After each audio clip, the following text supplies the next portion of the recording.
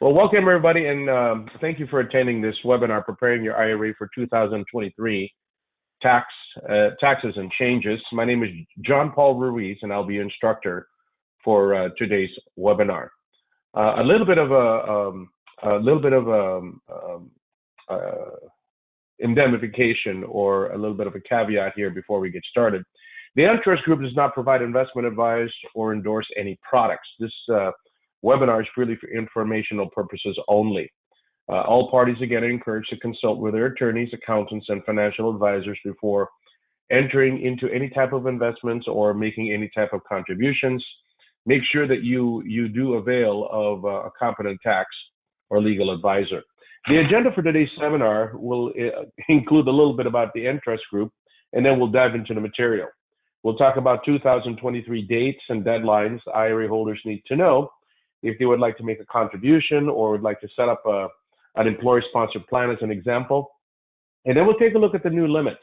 Every year, the IRS issues what we call cost of living adjustments that could change the amounts that we can contribute to these tax-preferred accounts, mainly IRAs, as well as we're going to pull in other tax-preferred accounts such as your health savings accounts. And we're going to talk about a little bit of tips for the upcoming tax season, and then we'll open up the phone lines for any questions you may have.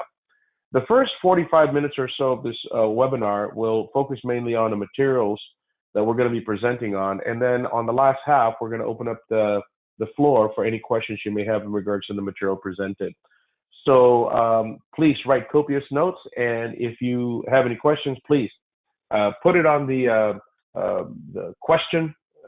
Type up your question, and we'll be more than happy to take a look at your question and answer your questions at the end of this webinar. All right. Again, my name is John Paul Ruiz, the Director of Professional Development here at the Entrust Group. And enough of me. I've had over 26 years of retirement plan experience, so on and so forth. But this presentation is more for you. Let's take a look at what we're going to be diving into. A little bit about the Entrust Group. For those of you who don't know the Entrust Group, we've been around for 40 years or so, and we have over $4 billion of assets under administration.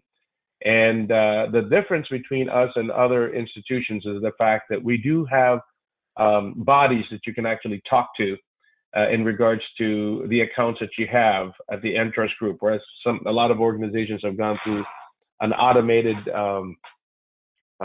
way of responding to their clients. We still have actual individuals that you can talk to, a client service department that you can actually talk to, a business development manager that actually is educated and in most cases certified to actually respond to your questions and needs. We are a self-directed administrator. The focus that we have is not on investments. The focus that we have is on the platform that allows for you, the investor, to choose whatever investment you would like to hold under your retirement plan. Of course, as long as it's allowable under law. Our staff is knowledgeable, and most of them have what we call the Certified IRA Services Professional designation through the American Banking Association. We do have nationwide offices, as mentioned earlier. We do have brick and mortar offices that individuals actually are in certain parts of the country. So if you ever wanted to engage with one of our business development managers to talk to your group about self-direction, please reach out to us. We do have in-person events as well as virtual seminars just like this one. We are also a national continuing education program provider for other credentials, such as a certified financial planner, CPAs, enrolled agents from the IRS, as well as other designations as well. And we do hold a biannual, what we call IRA Academy. It's a school that I've developed that's approved by the American Banking Association that prepares individuals for the Certified IRA Services Professional designation. Now, not only do we train our own staff, but we also train other organizations. Now, what is a self-directed IRA? Self-directed IRA, unlike other IRA providers that you've encountered, like Schwab or TD Ameritrade, Wells Fargo Bank, or any other institutions, the reason why they got into the IRA world is the fact that not only do they offer the platform to set up an IRA, they also offer you the investments available at their organization. What if, however, you wanted to invest in a piece of real estate or a private placement or precious metal? Some of these organizations cannot provide that since the platform that they offer cannot hold or service or administer those particular accounts. That's where a self-directed administrator comes in. A self-directed administrator does not offer any investments, but in turn offers the platform that allows an individual to avail of a broad array of investments to be held under their retirement plan. Whereas again, some custodians or some IRA providers will not be able to hold those assets, not because they're not capable of or able to do it because of their charter. It's just that they're not able to record keep or administer those accounts to keep those accounts tax deferred. And that's what a self-directed IRA administrator is. Now, diving into the materials, let's take a look at 2023 dates and deadlines are significant for you as an IRA holder or someone who's contemplating and setting up an IRA.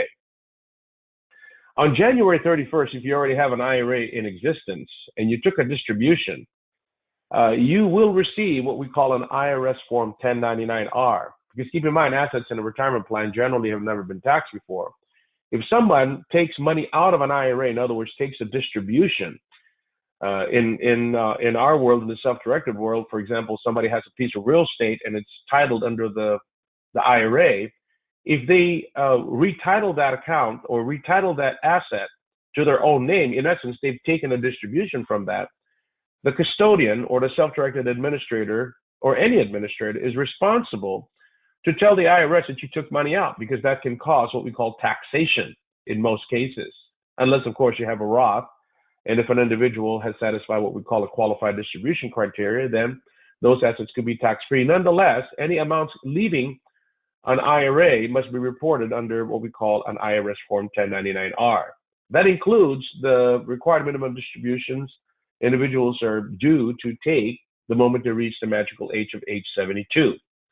The fair market value of that individual's asset will be reported on the IRS Form 1099-R. So if you have an asset at a self-directed administrator, make sure that you provide them the most current fair market value, because if you don't, well, then they'll report the last known fair market value that they will report in that IRS Form 1099-R, which could cause larger taxation based on the information that is received by the custodian. Article 5 of the IRS Form 5305 that was used to establish an individual's IRA says that the depositor or the grantor is responsible to provide that information to the custodian. So if the information is not correct, well, that's because the IRA holder did not provide the correct information. Now, the fair market valuation or the fair market value amount for an individual's IRA is reported to the IRA holder as well on January 31st of the year following the calendar year. Now, keep in mind, if all the assets in the account are assets that the IRA holder have chosen, then of course that fair market value amount must come from the IRA holder.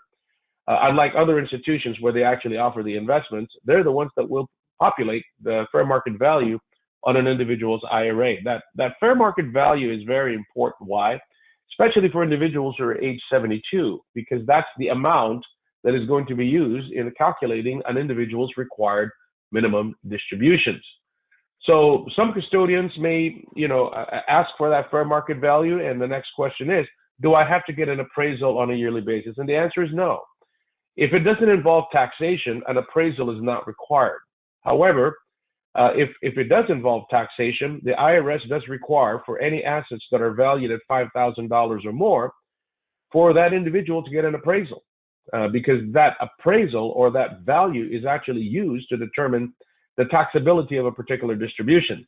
But if it's just going to show the fair market value or the value of an individual's IRA, there are alternative methods that custodians will accept, such as if it's a piece of real estate, a broker's opinion, or a property tax record, a property tax statement may suffice. However, again, if it's a taxable distribution, don't be surprised if the custodian does require an appraisal, because the IRS does require that.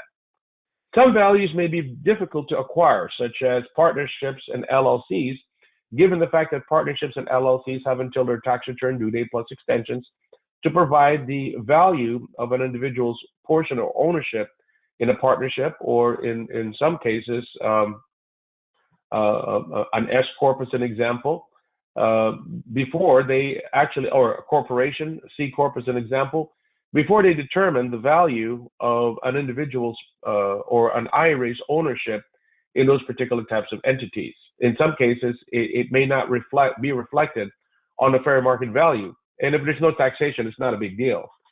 However, eventually that fair market value, once it's uploaded in the system, will show up on the fair market value in the next year's fair market value cycle.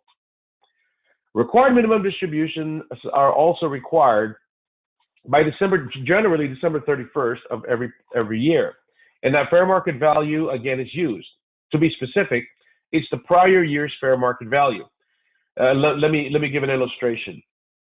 If an individual has taken an RMD for tax year 2022, the fair market value for tax year 2021 is used in the formula to calculate the required minimum distribution, which means that by January 31st, which is where the fair market value is required to be reported to the IRA holder, there is a means of calculating the required minimum distribution of an individual throughout that year already, because the prior year end balance is used to calculate that required minimum distribution for the current year.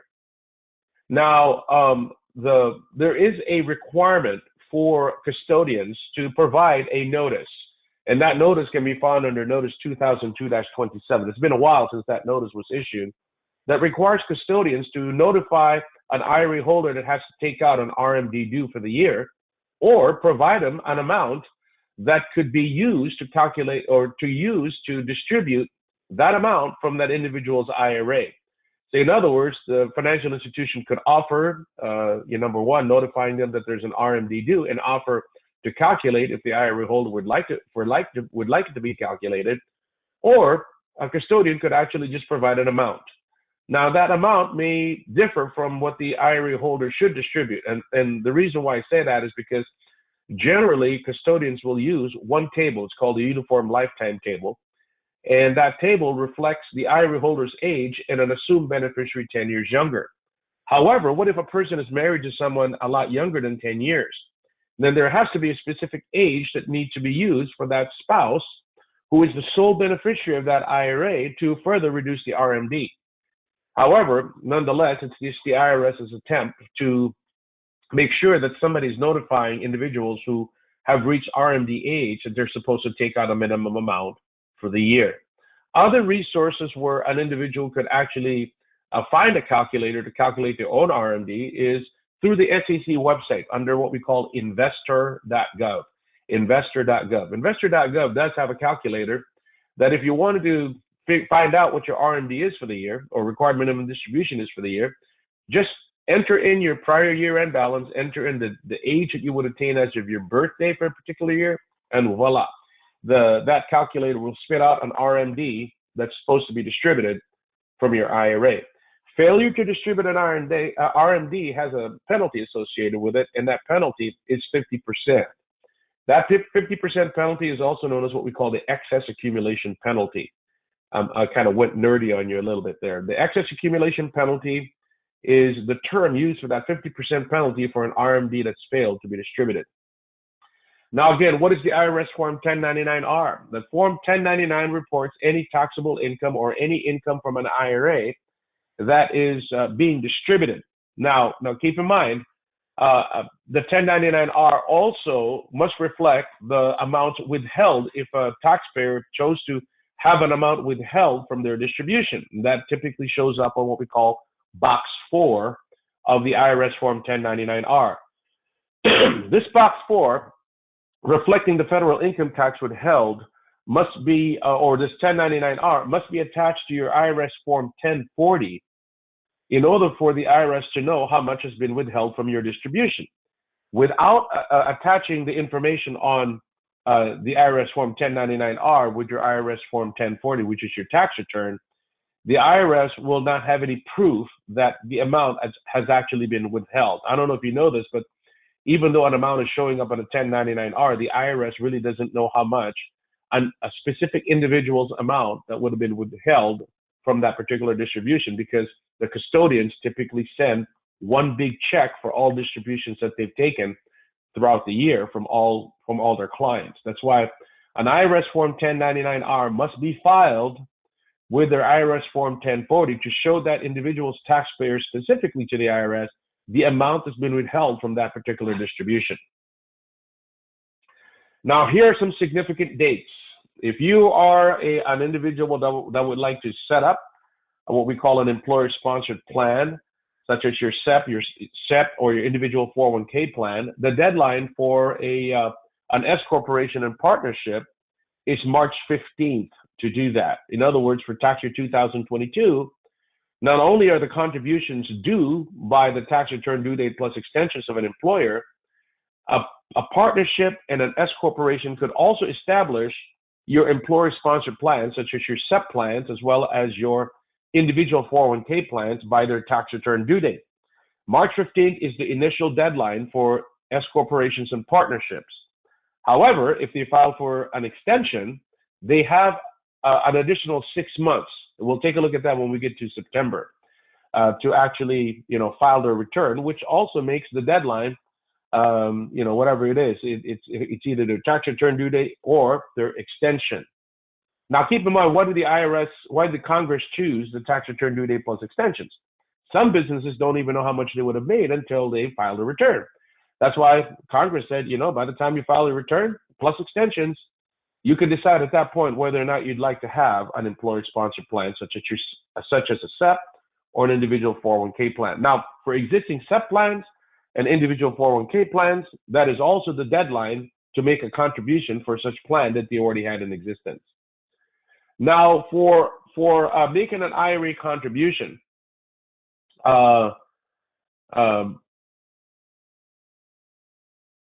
if an individual has a required minimum distribution, generally the deadline to distribute that required minimum distribution for their first year's RMD, only for the first year alone. In other words, if a person turned 72 in 2022, although the deadline is generally December 31st, they can actually postpone that first year's RMD up until April 1st of the year following the year that they turn 72. However, keep in mind, they're going to have 2 RMDs that particular year. Now, since April 1st falls on a weekend, well, guess what? Generally, for acts called tax acts, in other words, filing a return, making a contribution, they typically generally have the following business day. However, this is not a tax act, and it's just a distribution requirement. So therefore, they do not get the following business day to distribute their RMD. So given the fact that April 1st of 2023 falls on a weekend or a holiday, then March 31st is the ultimate deadline for that taxpayer to distribute their required minimum distribution. All right. Now, what about the tax return due date? Given the fact that the tax return due date is when an individual is going to have to file their taxes, and if it falls on a weekend or a holiday, well, an individual gets the following business day.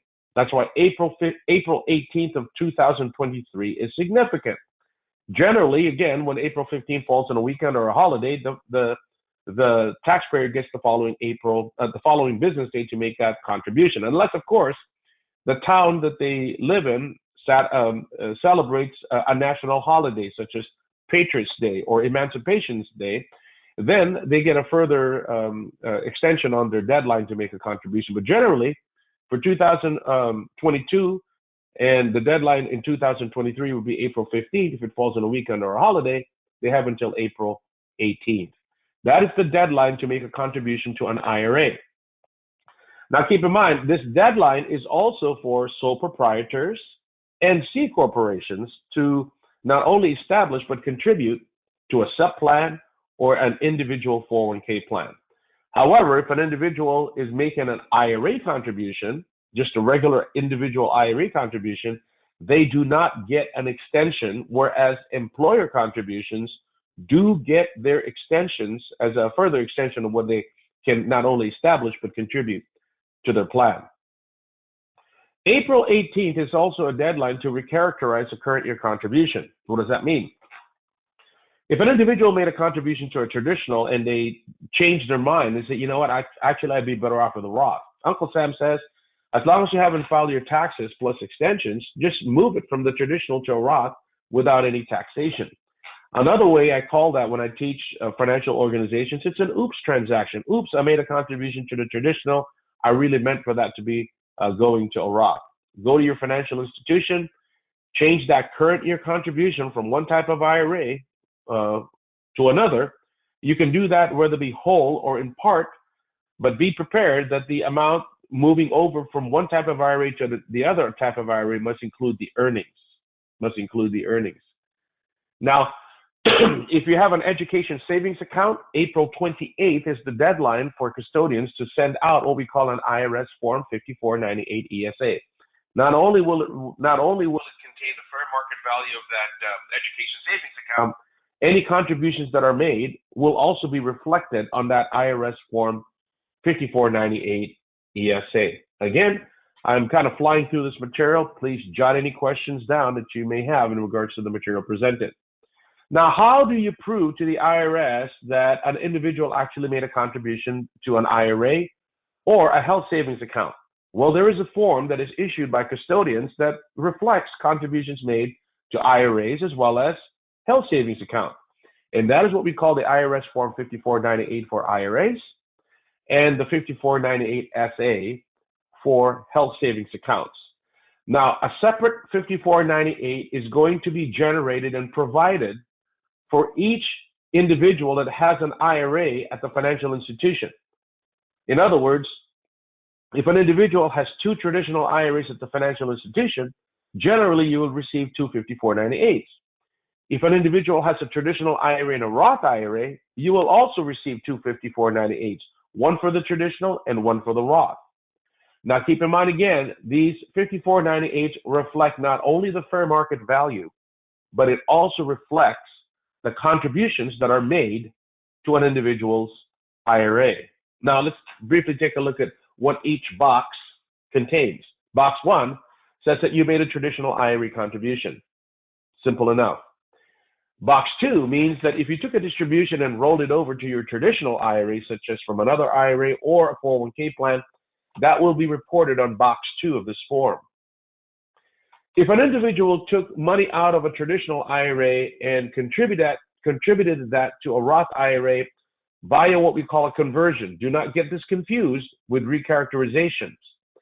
Traditional IRAs that have been contributed in the past, if an individual says, I really like that Roth, Uncle Sam says, well, you can take your contributions in the past, make it taxable in the year that you convert this thing, and then put that in the Roth as a contribution called a conversion to avail of the tax-free distribution of earnings in the future. That is what we call a conversion. A conversion does not occur for a current year contribution, but instead, if you're just going to move it from one type of IRA to another type of IRA during the current year, that is what we call a recharacterization or a recharacterized amount, which would show up on box 4 as the money leaves one IRA and it goes into the appropriate IRA. Box 5 reports the fair market value of an account. The fair market value of an account. Now, box 6 does not pertain to IRAs, so we're going to skip that one. Box 8 deals with what we call SEP contributions. If an individual is making an employer contribution called a SEP contribution, and that SEP contribution is just reported in the year that it's received by the financial institution.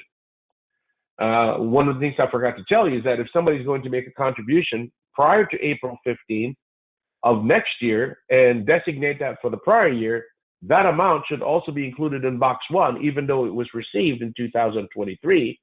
If the taxpayer indicates that that contribution in writing was for a prior year, then the custodian should report that on box 1 for the prior year. Whereas a SEP plan, it's just reported in the year that the custodian receives it, and it's up to the taxpayer to report it to the appropriate year that that SEP contribution is associated with. Same likewise goes with simple contributions, which is on box 9. Last but not least, for box 10, if an individual has a Roth IRA and they made a contribution, that will be reported on box 10. Now, pay close attention to box 11 if an individual is over the age of 72 or 72 and older. How does the IRS know that an individual is age 72 and older? And that will be indicated on box 11.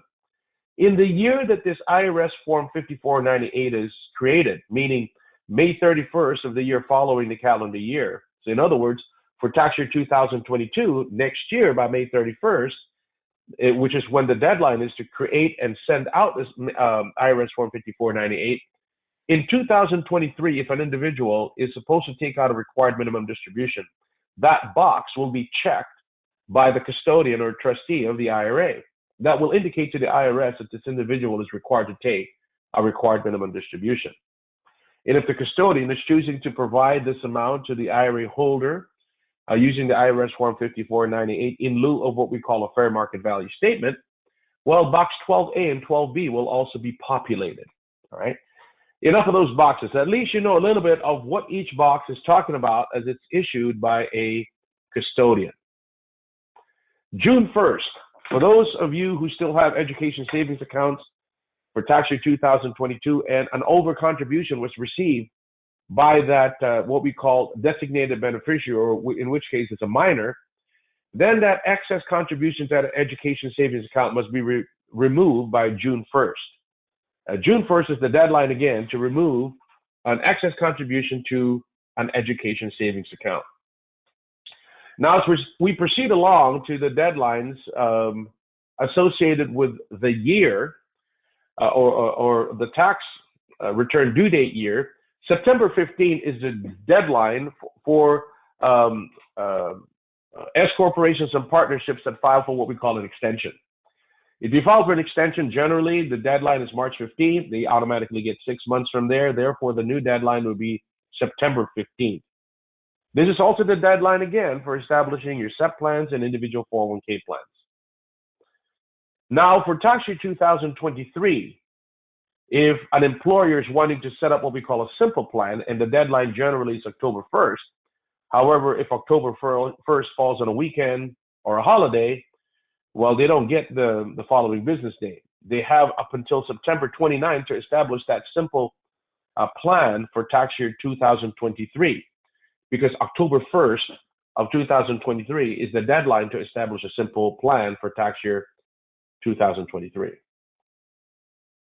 For October, which is the year, which is the month in which that 6-month extension from April 15th falls under, October 16th is the deadline, again, for C corporations and sole proprietors who filed for an extension on their tax return. It's not only the date in which sole proprietors and C corporations can establish a SEP plan or an individual 401k plan, it is also the time where contributions must be made by those C corps or S corps for established plans already. Last but not least, October 31st is the deadline for simple plan employers to receive the documents that are necessary to fulfill their notice requirement to their employees for the following plan years. In other words, if they're going to choose to maintain a simple plan for tax year 2024, October 31st is the deadline for financial institutions to provide the necessary forms to employers so that they can provide it to their employees, which leads us to what is the deadline for employers to provide those notices that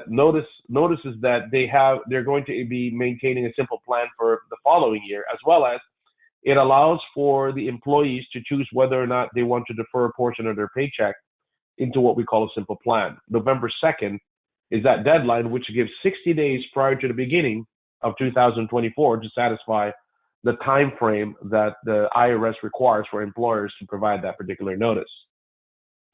Now, November 11th is an internal deadline for the Entrust Group for tax year 2023.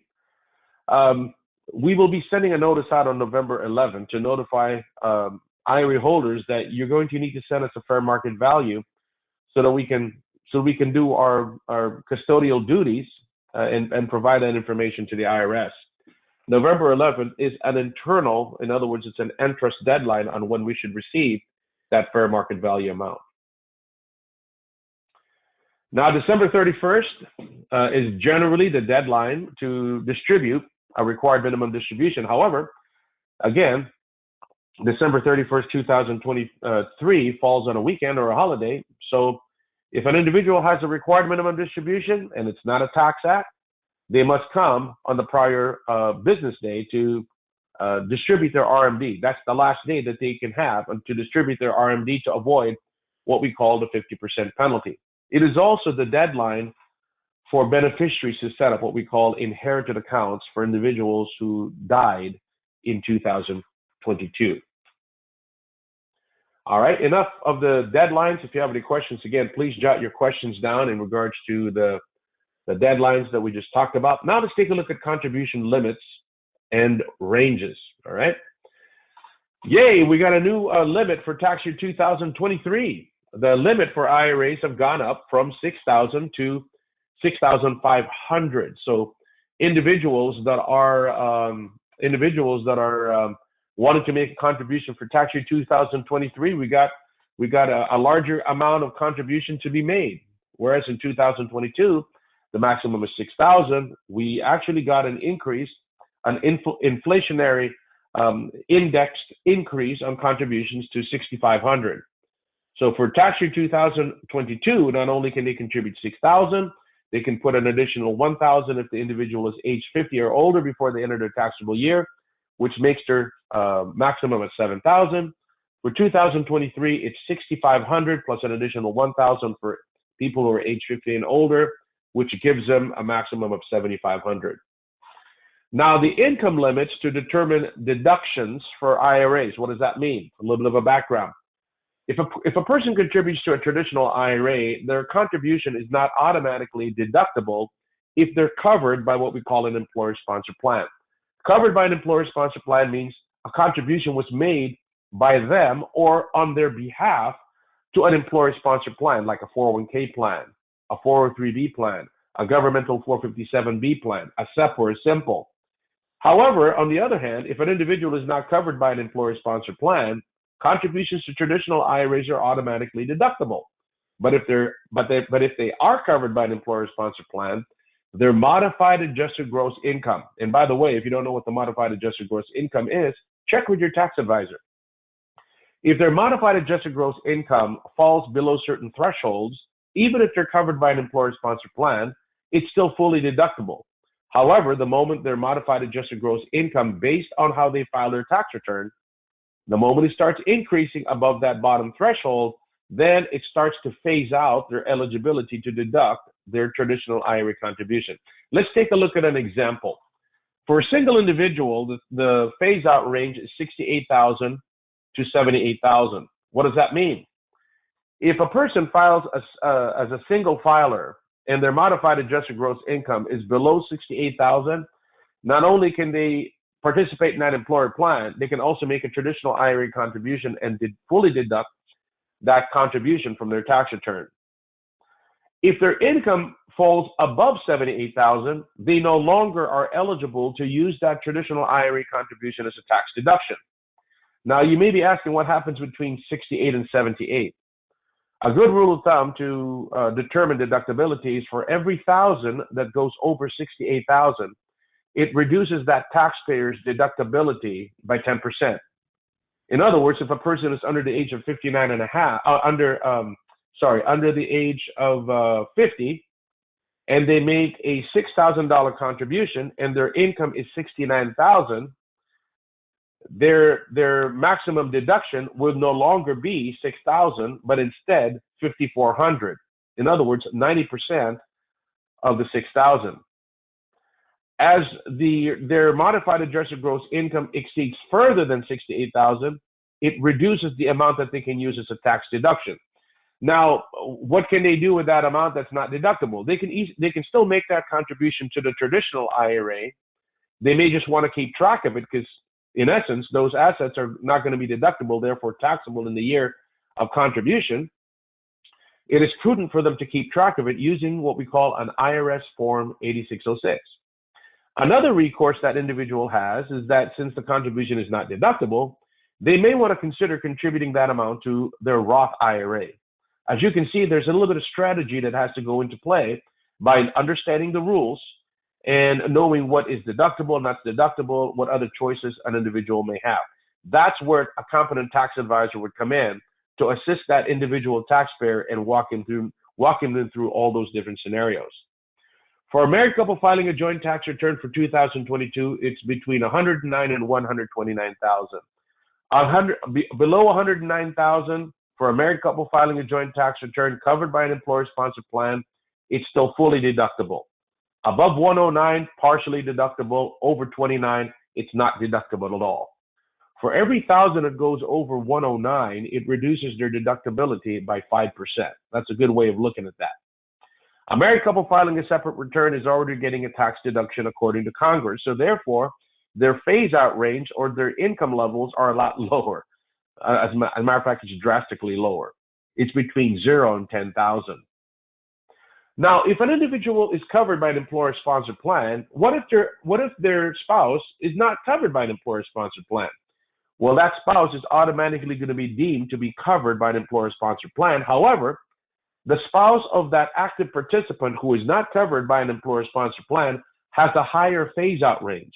That phase-out range for tax year 2022 is $204,000. So in other words, for the one who's actively covered by an employer-sponsored plan, their phase-out range is different than the one who is married to someone and is not actively covered by an employer-sponsored plan. So there's, in some cases, in the same tax return, one individual may be able to use their traditional IRA contribution as a deduction while the other one cannot. All right, that's the takeaway or the message here. For tax year 2023, those numbers have increased, as you can see on your slide. I'm not going to go over each one of them for the sake of time, but at least you know that the income levels for 2023 have gone up. For Roth IRA contributions, there is an income limit. Congress says you cannot be rich to contribute to a Roth. Well, what's rich? Well, these income levels defines who's rich. Let's take a look at an example for a single individual. For a single individual, if your modified adjusted gross income is below $129,000, you're not rich. Between $129,000 and $144,000, you're partially rich, and in over $144,000, you cannot make a contribution to a Roth any longer because Congress says you're too rich.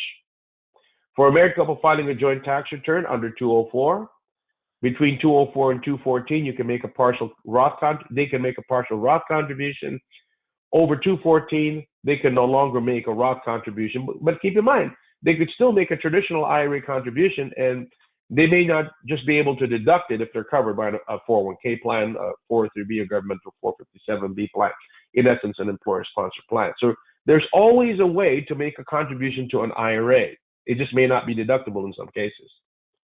For a married couple filing a separate return, the phase-out range is between 0 and 10,000. Now, those numbers for 2023 to determine eligibility to contribute to a Roth has increased. As a matter of fact, it has dramatically increased because it's inflation. It's indexed for inflation. Since inflation is high right now, therefore, those contributions are going to be, or those income levels are going to be a lot higher to determine who can contribute to a Roth IRA.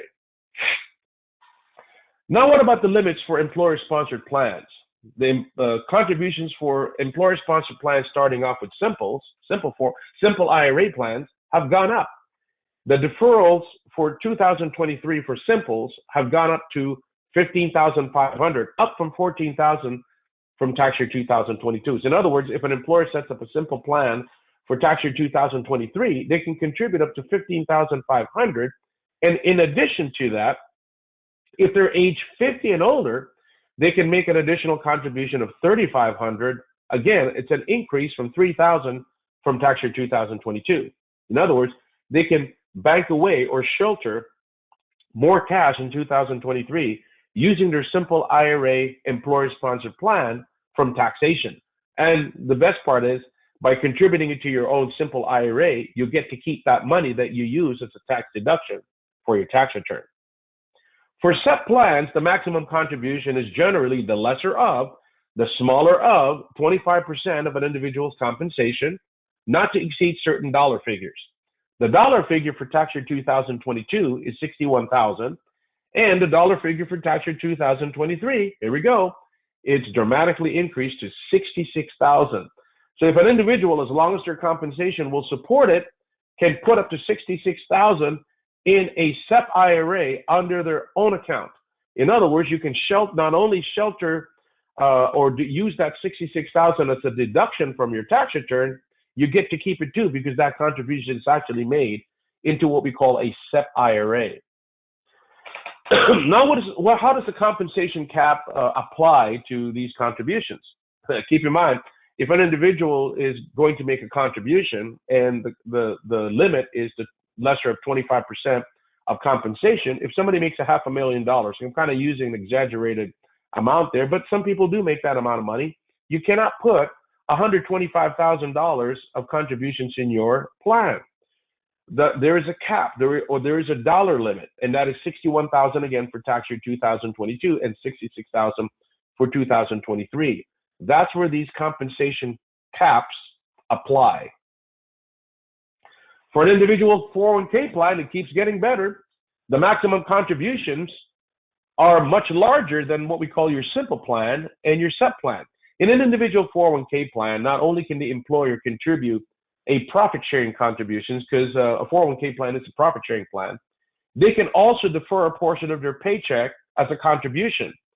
And for individual 401k plans, if they wanted to contribute employer contributions such as profit-sharing contribution, they have that same limit of $61,000 and $66,000. However, if they're not quite to that $61,000 or $66,000, they can also contribute what we call a deferral.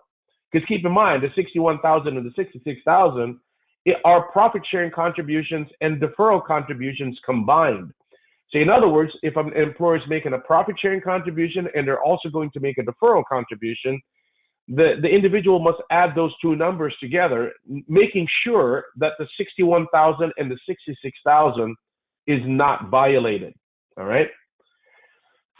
Now, what if an individual is age 50 and older and they already deferred $20,500 for tax year 2022 or $22,500 for tax year 2023, depending upon the year that you're making a contribution?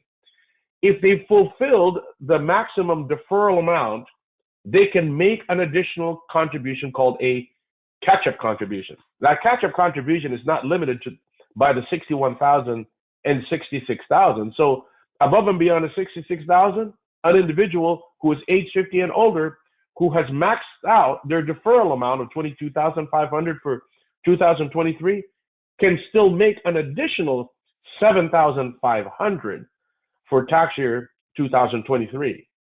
That is a boatload of cash, folks, that an individual could actually not only shelter from their business income from taxation, as well as keep that amount in their own account.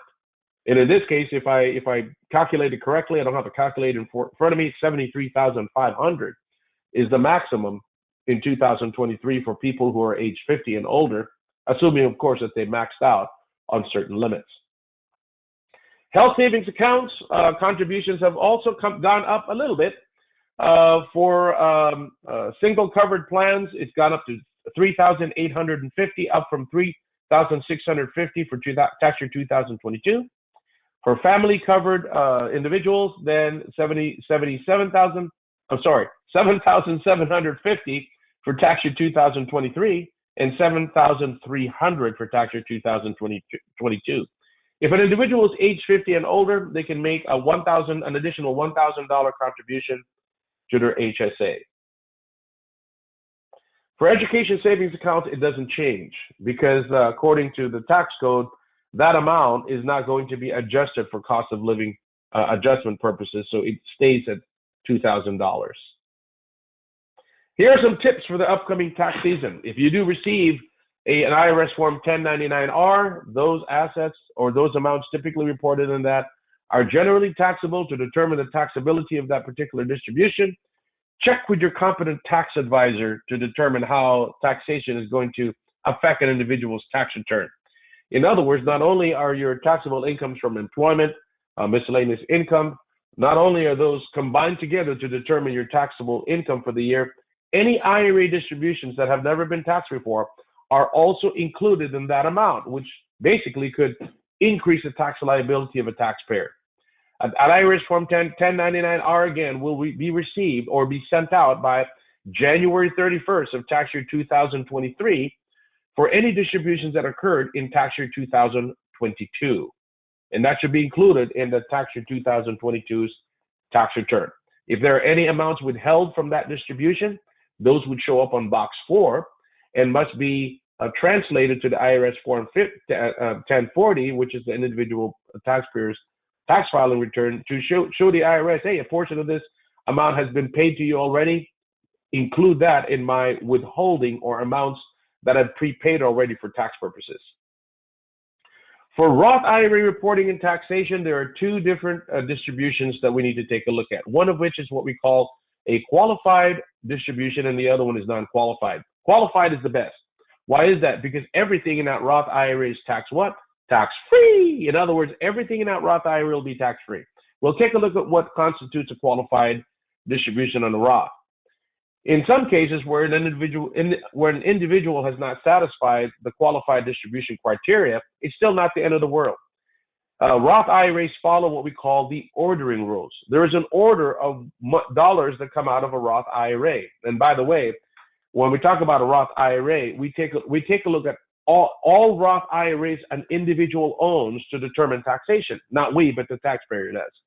So in other words, if an individual has contributed $5,000 in consecutive 3 years, an individual has $15,000 from his Roth IRA, his or her Roth IRA, that can be distributed at any time, no tax, no penalty. It follows a certain order. Contributions come out first. Let's take a look at that later on once we get to what we call the non-qualified distribution criteria designation. Let's take a look first at qualified distributions. What qualifies a Roth to be tax-free? Number one, they must have had a Roth for 5 years. That's it, John Paul? Yep. You must have had a Roth for 5 years. As a matter of fact, the 5-year clock for an individual's Roth starts as of January 1st of the year for which a contribution is made. So in other words, if a person is making a Roth contribution today, and this is their first contribution, the clock actually started ticking January 1st of this year. I tell people when I teach all over the country, if you don't have a Roth, what's the moral of the story? Go get one.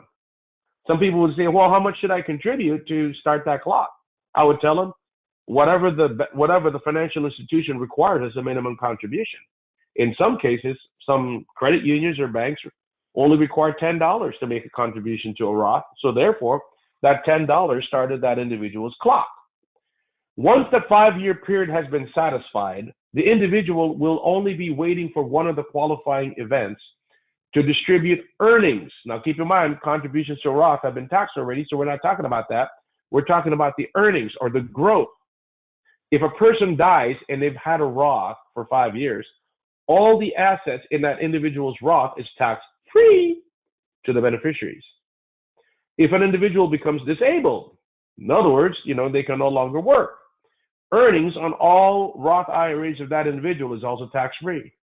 Once they turn 59 and a half and they've had a Roth for 5 years, all of the Roths of that individual is tax-free. Here's the beautiful part. If an individual is going to take out up to $10,000 of the earnings to purchase their first-time home, and they've had a Roth for 5 years, up to $10,000 of the earnings will also be distributed, tax what? Free to purchase that home. Now, what if an individual has not satisfied this criteria? Well, again, the distributions from the Roth works in what we call the ordering rules. Ordering rules means that contributions are coming out first because those have already been taxed. Conversion dollars, if an individual converted from a traditional to a Roth, those come out second.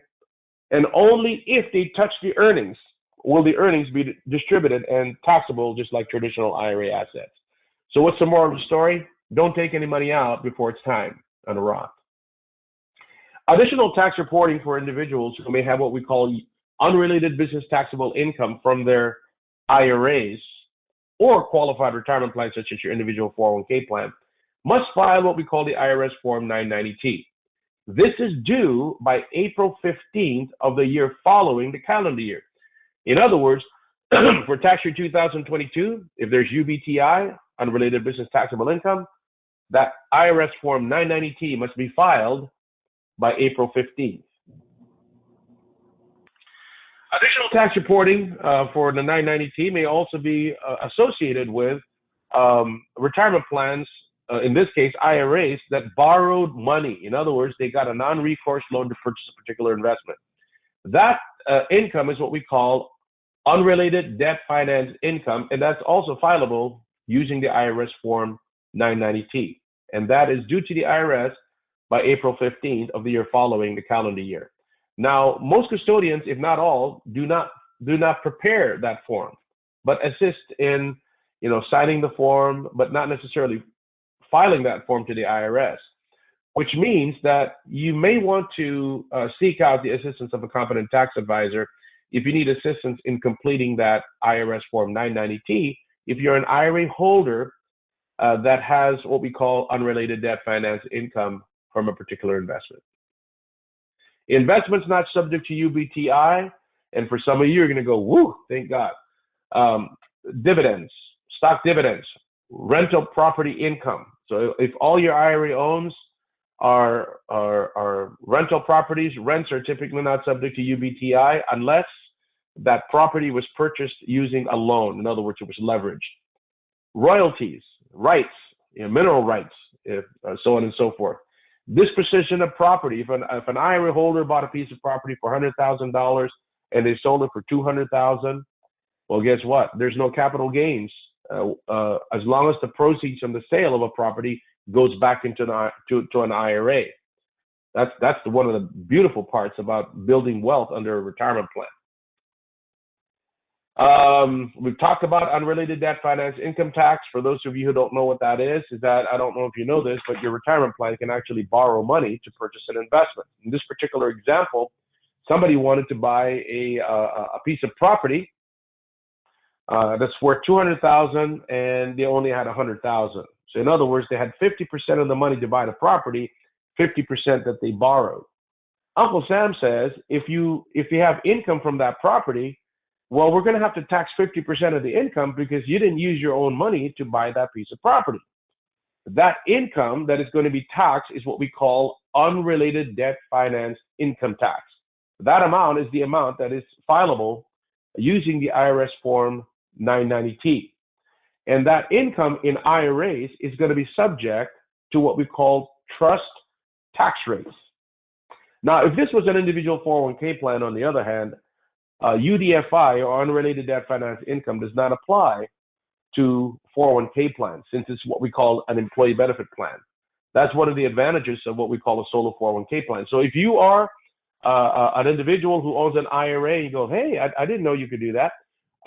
Establish an individual 401k plan. You can even roll your assets into an individual 401k plan and do your investing, especially if you're going to do a non-recourse loan under the 401k plan, because you can exponentially build your wealth a lot faster than under an IRA. This is what the IRS Form 990T looks like. And this is the section of the 990T where unrelated debt finance income shows up on the IRS Form 990T. Let's summarize. Mark your calendars, organize your calendars with these important dates.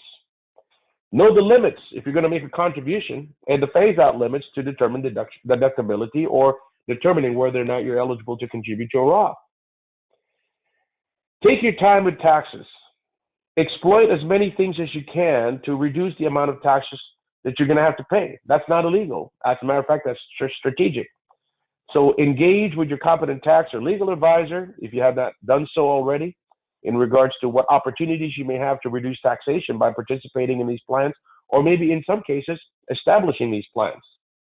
And last but not least, with the help of the Entrust Group, stay updated on laws, because laws do change. We just went through a recent election, and we have new faces that are going to be participating in our government. And new ideas are going to come into play. New pieces of legislation are going to be passed that could affect the look and feel of our retirement plans. In some cases, for the better. So stay tuned. Continue to attend our webinars at the Entrust Group, and we'd be more than happy to tell you what new opportunities lie ahead. What's next again? We have an upcoming webinar, Resort to Real Estate Investing with a Self-Directed IRA. And let us know how we did in this particular webinar. So leave us a response in the survey. And if you want to learn more about self-direction, visit our website at www.theentrustgroup.com. Visit our website again, www.theentrustgroup.com. Now, let's open up the phones for any questions you may have. I kind of went over a little bit, but that's nonetheless, I don't want to shortchange you from what you need to know. Andrew, let's open up the lines for any questions individuals may have in regards to the materials presented. Sounds great. We'll head towards the chat box. So if you enter anything over there, we will answer these in order. Number one, so RMD is only required once you turn 72, correct? The question is, RMDs are only required when you turn 72, correct? The answer is yes. For a taxpayer or an IRA holder that is alive, in traditional IRAs and 401k plans, once a person reaches the age of 72, you're going to have to take out a minimum amount or that required minimum distribution. However, as you notice, I didn't mention the Roth. Roth IRAs, while the Roth IRA holder is alive, is not subject to required minimum distributions. So one of the strategies some individuals have been doing is they're converting their traditional IRA assets to Roth IRA assets prior to attaining age 72, or maybe even after they reach age 72, because the moment you move those dollars into a Roth IRA, even if you turn 72, there's no RMDs on a Roth. However, in a traditional IRA and a 401k plan, you are going to be required to take out a minimum once you reach age 72. I hope that answers your question. And Christine wanted to add also for inherited IRAs, correct? For inherited IRAs, that's a little bit of a different story. The moment a person dies, the IRS does not want an inheritor to have a perpetual IRA. So therefore, inheritors are going to be forced to take out a small amount. In other words, once a person passes away, inherited accounts are going to be subject to required minimum distributions. And those are what we call your life expectancy options. In other words, life expectancy distribution payments. Or with the passage of the Secure Act of 2019, if a beneficiary is a non-spouse beneficiary greater than 10 years younger, they are not required to take out a distribution generally. However, they are going to have to deplete that account by the 10th year. In other words, the year that contains the 10th anniversary of the IRA holder's death, they're going to have to distribute everything. Now, if the IRA holder died after the age of 72, well, since those required minimum distributions cannot be stopped, even though an individual names a non-spouse beneficiary greater than 10 years younger, and their ultimate deadline to distribute everything is the 10th year, that non-spouse beneficiary is going to be required to take out a minimum amount every year, but in this case, using their own single life expectancy. The single life expectancy of a younger person is a lot larger than an older person. So therefore, even though they have to take out a minimum amount, that minimum amount will be based out of that younger person's life expectancy.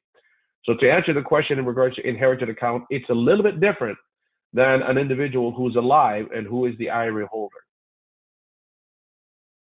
Thank you, JP. Next question. So hypothetically, if you're purchasing real estate within an SDIRA using an LLC and funding the LLC through a custodian account, the question is, do you need to submit any tax forms for that besides an FMV? Okay, so the question is, if you funded an LLC using your self-directed IRA, I'm assuming that that's what your question is. Are there any other tax forms that need to be provided to, number one, I'm going to extend your question a little bit. What needs to be provided to the custodian at first? All right. First, the custodian needs to be provided the FMV of that LLC in which the IRA invested in. So if there's 10 houses owned by that LLC, what is the fair market value of those 10 houses so that the custodian can actually do their job? In other words, file the FMV or send the FMV by January 31st to the IRA holder, as well as the IRS Form 5498 by May 31st. That's one. If the LLC does have taxable income, in other words, called UBTI, In other words, if that LLC, let's say, decides to engage in activities that generate what we call a trade or business income, and that's where the tax advisor comes in to determine what income it is. If that LLC generates trade or business income, that income is taxable to that IRA who owns that LLC, because the assets that are earned by that LLC are passed on to whoever established that LLC. In this case, it's the IRA that funded that LLC, therefore they're 100% owner in most cases. That pass-through income of income that is considered trade or business income is required to file a tax return if the gross receipts of that LLC is $1,000 or more. All right. Now keep in mind, there are expenses that are involved in that particular LLC that could further reduce the amount of that income and reduce the amount of taxation. But the IRS does say that if an IRA, in this case a retirement plan, invests in that LLC and there's trade or business income with gross receipts of $1,000 or more, they would need to file the IRS Form 990T. Now I'm going to take it a step further. Now, whose EIN number will be used to file that LLC's or that IRS Form 990T? According to the 990T instructions, the IRS says do not use the trustee or custodian's EIN number, but instead the IRA needs to get its own. It also says in there, do not use your own Social Security number because this is your IRA. So therefore, the IRA should get its own EIN number to file that IRS Form 990T. Excuse me. Now keep in mind, this is an LLC that is not necessarily an IRA. It's just an LLC that the IRA invests in. And LLCs are filed for at a state level. There are other requirements some states may require for that LLC to file within the state. And that goes beyond what we know at the Entrust Group because we only follow the federal level. So depending upon where the LLC was filed, check with that Department of Revenue for that state. In most cases, if the LLC is owned by an IRA, the state says, okay, this is an exempt LLC from any taxation. All right. So generally, those are the two things that need to be filed or required by the custodian as well as governmental entities. So if the LLC also has to require federal return, that's where the tax advisor comes in. Then there may be also a federal return that needs to be filed with the federal government. So I hope that answers your question. It's kind of a long, broad answer to a simple question. Thank you. Next question. This one's about HSAs, JP. So, question from them. They said their husband and them have high deductible plans. Husband includes the son plan, so he contributes $7,600. They contribute $3,600. They filed joint tax returns. And so the question is, can we both contribute to HSA? One is family and the other is an individual. Thank you. The question is, if a person is participating in a single plan and the other one is a family plan, what is the limit? The limit is the family plan. In other words, you cannot dip in and double dip. Let's put it this way. I couldn't remember that. You can't double dip. So if an individual is covered by a family plan and the other one is covered by a single plan, they must be covered by a family plan if all family members are covered by the HSA. All right. As a matter of fact, it only requires for an individual who is covered by a family plan to cover one eligible family member. Now, depending upon who is covered by each plan, they could basically look at each other as completely separate plans. But if they're covered by the actual insurance of the high deductible health plans, they are generally limited to it's the larger one of the two. The general family plan is the general limit. I say general because there's variations to that. All right. So if you're covered by a family plan, that's the general limit. It's the family plan. Thank you. Next question. So they say, since the title is about preparing your IRA for 2023, Is there anything specifically you would say in general all IRA holders need to do to actually prepare the IRA itself, or is it more being aware of updates and preparing themselves as the holders? Just to please clarify that. When clarifying what additional reporting an IRA may have to do, generally a lot of IRAs do not have to do anything because a lot of the reporting is going to be done by your IRA custodian. In other words, custodian does a lot of that work. However, with the help of the IRA holder, such as your fair market value statements, so on and so forth. However, if there are actions that you've done within that IRA that will generate some tax reporting, be prepared that those have to be filed in some cases with your tax return, such as the IRS Form 1099-R. Whatever's reported on the IRS Form 1099-R will be taxable in your tax return. So in other words, really depending upon the activity in your IRA will determine whether or not you have something to do or not have anything to do. However, also another issue that you might want to take a look at is that if you are going to make a contribution, be aware of the contribution limits, because not only is it limited, there are also increases in contributions that you could avail of that could benefit you from a tax perspective. So in other words, depending really upon the actions that an individual does within their IRA, there may be some things that you need to do, or in some cases, you may not have anything to do. I hope that answers your question. Thank you, JP. Next question. Let's say you have a rental property and a non-recourse loan against it. Question: if a tenant pays a full year of rent at 1 month, do they only calculate the monthly rent as UBIT? Thank you. Let's say an individual has a piece of property at $100,000 with a $50,000 loan on it. How is UBTI calculated based on that particular ratio? One of the things that we didn't talk about is the fact that depending upon the non-recourse loan payment structure, a portion of that loan is going to be paid off on a monthly basis. The IRS says take an average of all the balance on that account for the full entire year and use that ratio to determine what is taxable and what isn't taxable.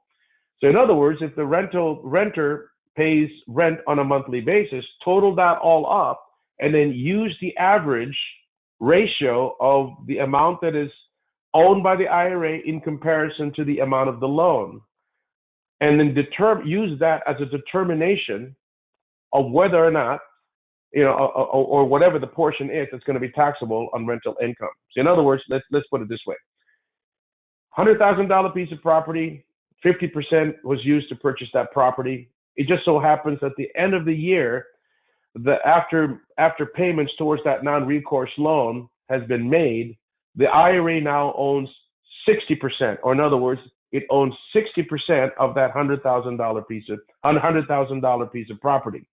If $10,000 comes in, instead of 50-50, now you will use 60-40 to determine the portion that's taxable. In other words, only 40% of the income is now going to be taxable, given the fact that a portion of the principal has been paid throughout the year, paying off that non-recourse loan. Hope that makes sense. Thank you, JP. Next question. Now, I'm sure there's a lot of nuance to this, JP, but if you want to start with kind of an overarching answer, and I can supply Vivian with some back-end supplemental info on this, but in general, they ask, how do you convert traditional IRA to Roth IRA? So just how do you complete that traditional conversion process? Oh, it's very easy to convert a traditional IRA to the Roth IRA as long as you're willing to pay the tax liability. The tax liability for a conversion will be determined upon the value that you are distributing from an IRA. And the reason why I caveat that and word it that way is that you can either convert in cash or you can convert in kind. In kind means that there's going to be an appraisal that has to be done generally on that property to determine its value. So in other words, if you have a piece of real estate in the self-directed world, the value that you purchased that real estate for is no longer the current fair market value of that piece of real estate. Getting a current fair market value could either go in your favor or go against you. Why is that? What if you bought a piece of property and now it's worth a lot more than what you used to purchase that property? Well, then of course, the amount that you're going to be subject to tax will be at that larger value. However, in some cases, what if the property value of that property has gone down? That's the best time to convert. Why is that? Because the current fair market value of that property will be what is going to be reported on that IRS Form 1099-R for the conversion. The conversion, again, is a taxable distribution from the traditional IRA that gives it an opportunity to be contributed to the Roth as a conversion. Now, keep in mind, if you have a piece of property that has devalued and you can either leave that in a traditional IRA and wait for that property to go back up in value, or you can convert that in the year that that value of that investment is lower, put it in your Roth. As it comes up, the earnings on that Roth will now enjoy in the future tax-free distribution of earnings. So it's as simple as taking a distribution and making a contribution to the Roth IRA. Now, keep in mind, those assets that are going to be taxed during the year, you may want to keep track of it. Why is that? Because those assets have been taxed already. Because what if you haven't had a Roth for 5 years? Well, guess what? Then you're still waiting for the 5-year clock to transpire before you can actually distribute the earnings tax-free. So you may want to keep track of the basis or the amount that's been converted. The form that is used to report that conversion, if you have Google IRS Form 8606 and look at Part 2 of that form. Part 2 of that form reports any conversions that are done during that year to keep track of the basis or the dollars that are going to be taxed in that year, so that when that distribution of that basis is distributed prior to reaching what we call a qualified distribution criteria, it will allow for those bases to be distributed tax what? Free, because you've already been taxed on it, as long as you keep track of it. That's what we call an IRS Form 8606. So Vivian, the nuance or the mechanics of converting from a traditional to a Roth is taking a distribution from the traditional and contributing that to a Roth. Now, another question people may have asked is, what if I am under the age of 59 and a half? Generally, distributions from an IRA are not only subject to tax, it could also be subject to the early distribution penalty. Well, I have good news for you. When you convert, it doesn't matter how old you are, Congress waives the 10% penalty. So in other words, if you're going to convert, you don't have to reckon with a 10% penalty as long as the amount that you've distributed is converted to a Roth. In other words, do not have an amount withheld from the distribution if you're going to convert. Some people make the mistake of having an amount withheld from the distribution and they're under age 59 and a half and they converted. Why am I bringing that up? Imagine if you have 100 grand and you wanted to convert that to a Roth and you had 10% withheld.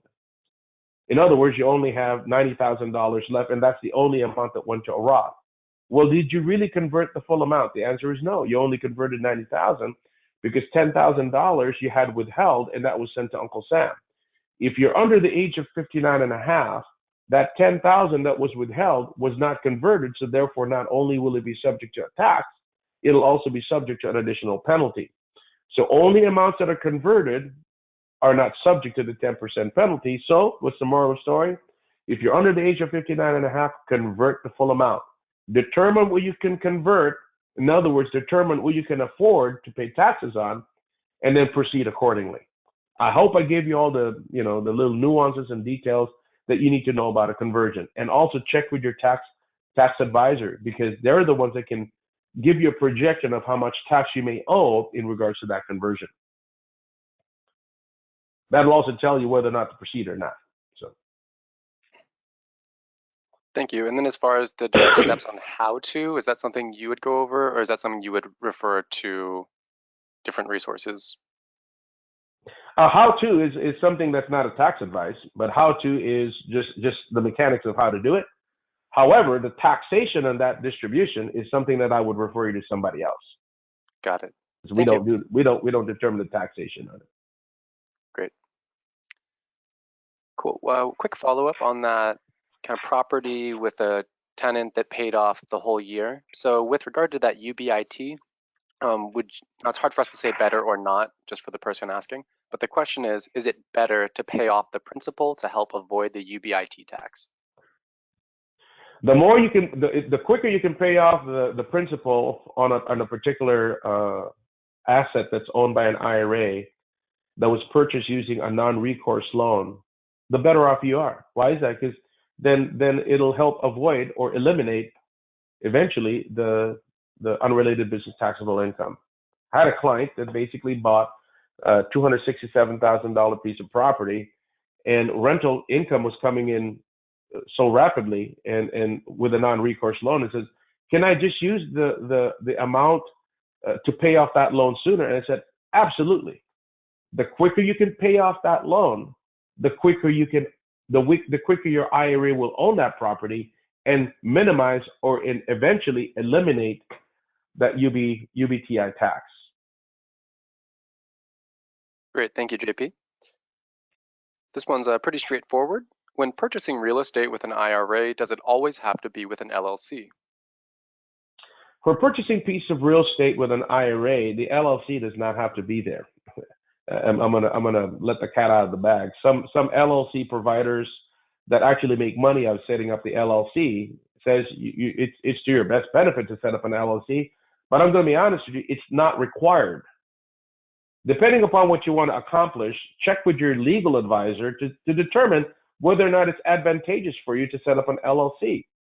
In some cases, I'm not going to say it automatically does. In some cases, some legal advisors have said that it could help prevent you in the event of a lawsuit, as an example, because the LLC is the one that owns the pieces of real estate. We can't make an opinion on that because we're not legal counsels. Some individuals also say, if I do an LLC, and my fees are generally charged on a per asset basis, if I didn't have the LLC, I'm going to get charged on a per house for each house that I own under my IRA. And that's true, which means it could reflect a higher level of fees that I would have to pay for my assets under my IRA. But if I get an LLC, since the IRA only has one investment called an LLC, all right, and even if I own 20 houses, kind of exaggerated, but you get the point, 20 houses under that LLC, I'll only get charged for one investment. Well, that definitely will benefit you from that perspective. But is it necessary to have an LLC? Not necessarily. As a matter of fact, one of the main reasons some people set up an LLC is the fact that LLC can set up a checking account. Then if they wanted to move on a piece of property, it's a lot quicker because they already have a checking account. Now, keep in mind, last year, Richard Neal, the Congressman Richard Neal, the head of the Health Committee, Health, Education, Labor, and Pensions, that's where they get that acronym HELP from, introduced a piece of legislation that if it had passed, would have gotten rid of the LLC structure.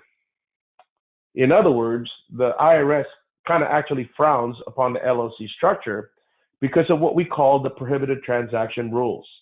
The prohibited transaction rule says that an IRA cannot own an entity that is owned 50% or more by a disqualified party. So if you set up an LLC and you're the general manager as the IRA holder of an LLC, what does that represent?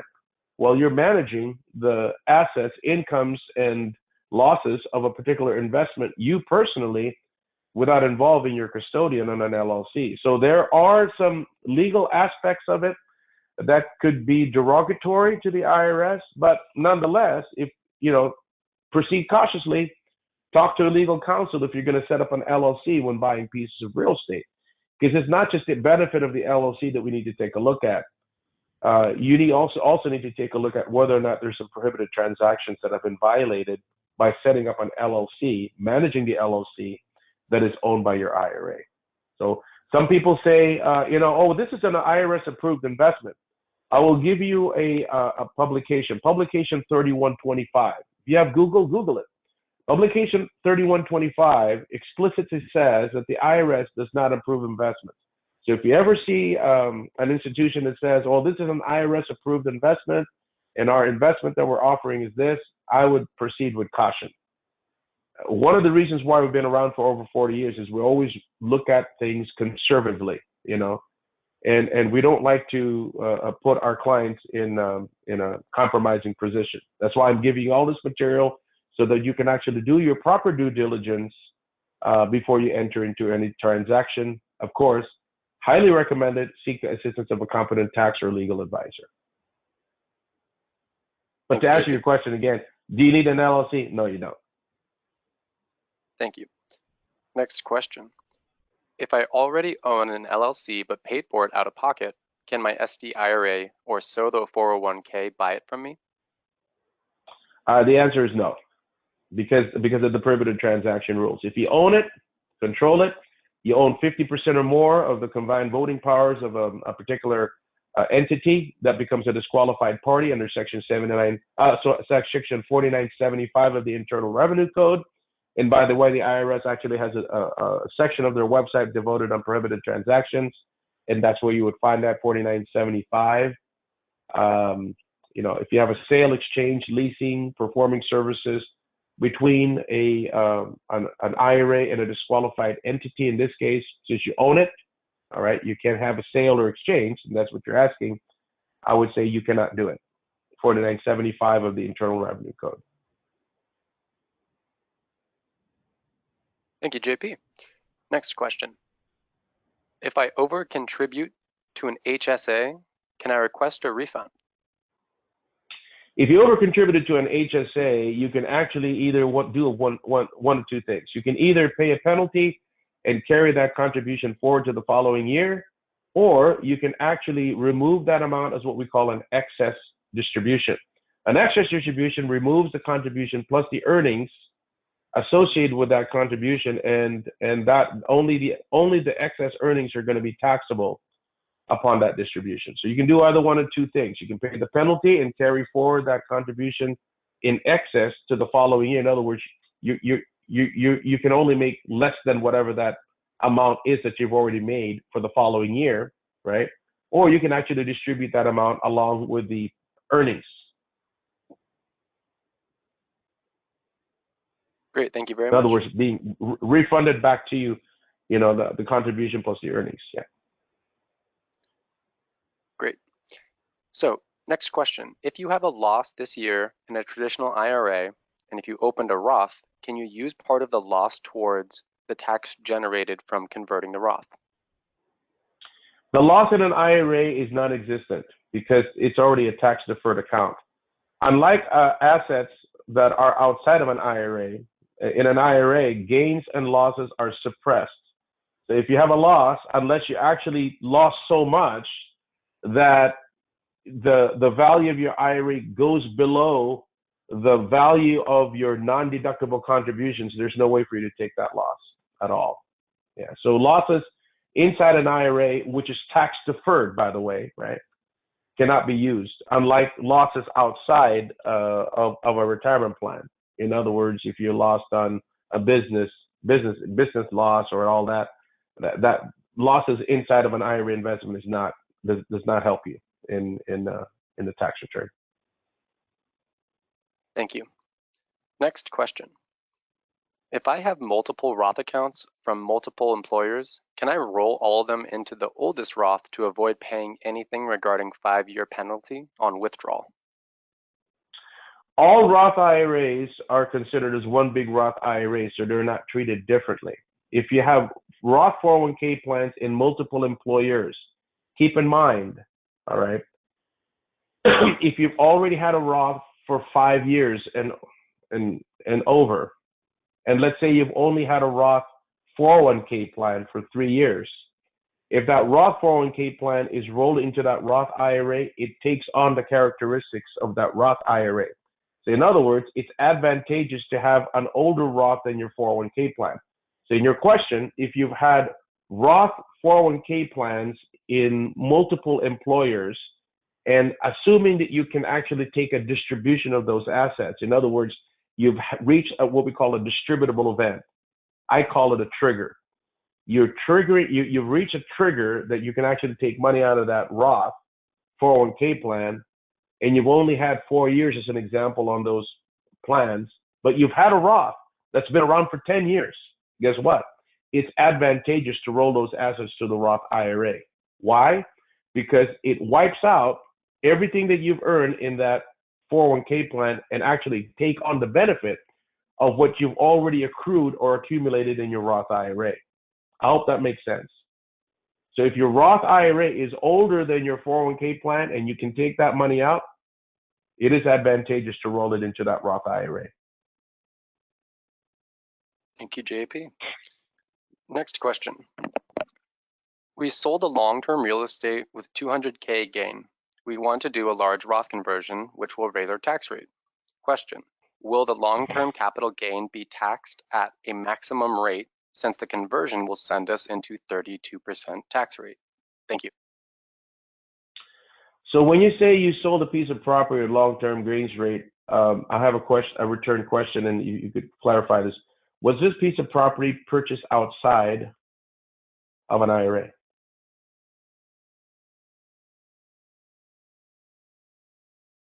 That's a question for the person asking the question. I'll see if they follow up.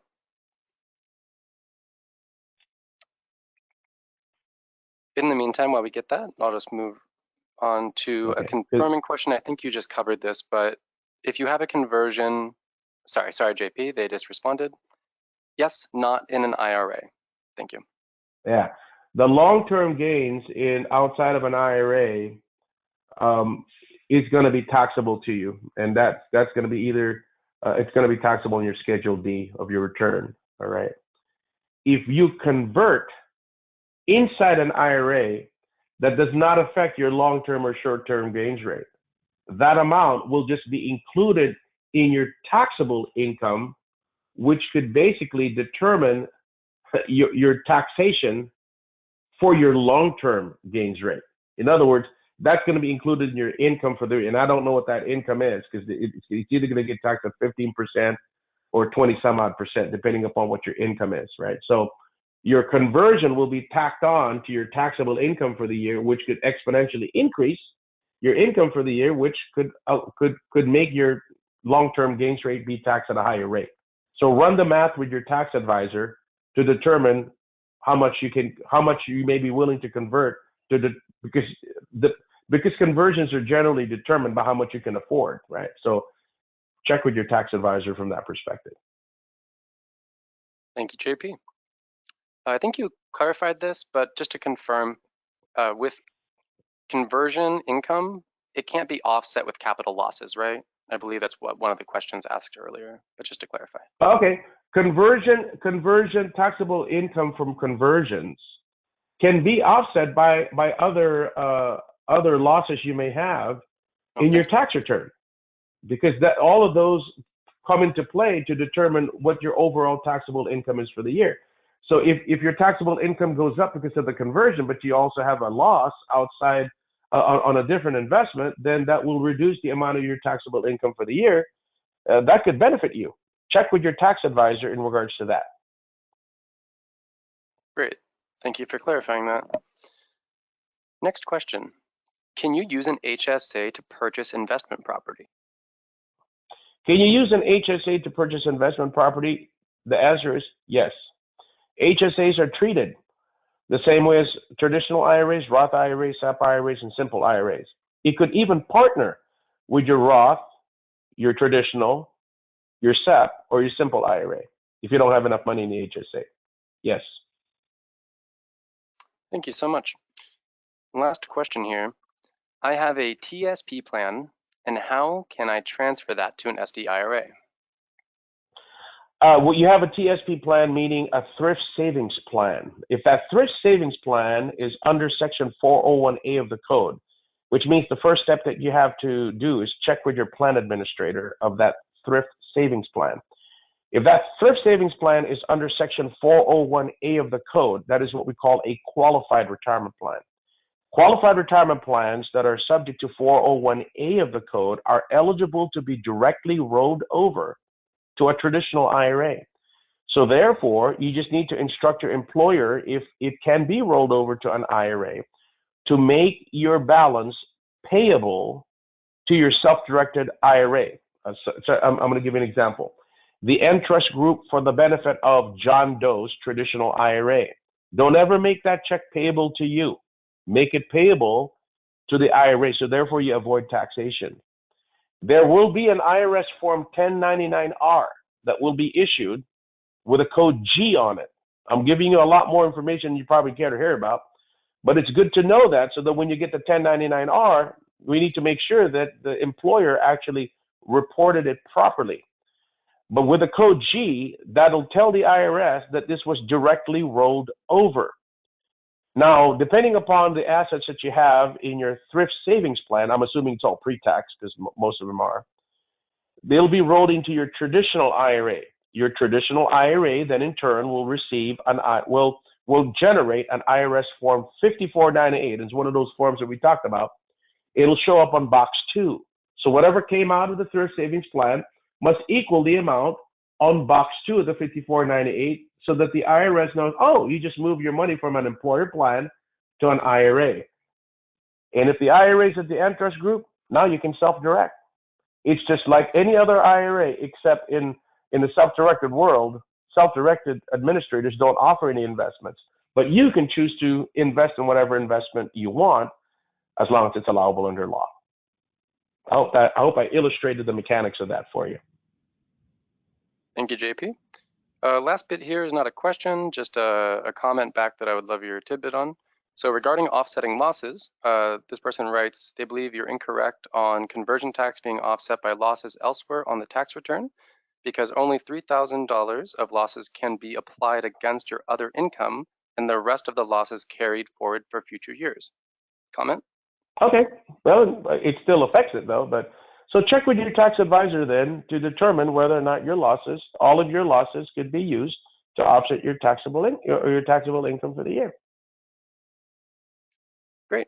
And with that, we have nothing else. So if you want to bring us home and wrap us up, that'd be great. Thank you, JP. All right. Well, thank you for attending today's seminar. I hope that the dates and the increase in contributions assist you or helps you in regards to navigating or making decisions for the following tax year. We answered a lot more information than what was covered in the presentation. Remember again, the Entrust Group does not provide tax or legal advice. So therefore, it is important to check with your tax or legal advisor before proceeding with any transaction. With that in mind, again, my name is Paul Ruiz, Director of Professional Development here at the Entrust Group. And we look forward to having you again in another Entrust webinar. Thank you.